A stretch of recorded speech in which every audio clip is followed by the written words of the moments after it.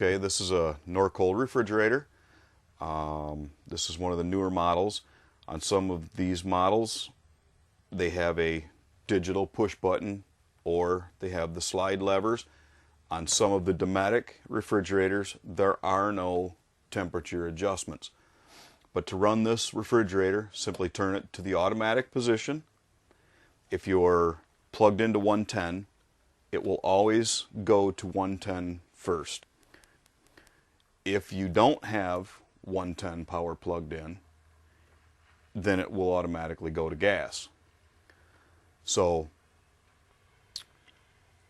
the best thing to do on these particular models, or actually on any model, is to leave it in the automatic position, because if you are in the driveway and you're getting ready to go camping, you have it plugged in, you want the thing to cool down first on electric. Then you can unplug, and as soon as you unplug the 110 cord, it's going to automatically switch to gas. Everything will stay cold. You'll get to your destination. When you plug back into the 110 power, it'll switch back to 110 and you'll use the Parks power. If you want to just run it on gas, you can turn this to off and simply push it over to the gas, and it will only run on gas. It'll never try to go to electric. Most models will do this. There are a few that won't, that they just automatic is all they have. But on most of the modern ones, you can set that to either or. And then this is your temperature setting. 1 being cold, 5 being the coldest. On the digital models, they start out at 1 and they go to 9. Has a small digital display with a little push button on it.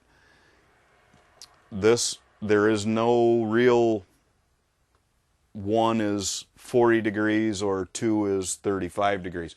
There is no particular setting. Each refrigerator can be different in several degrees.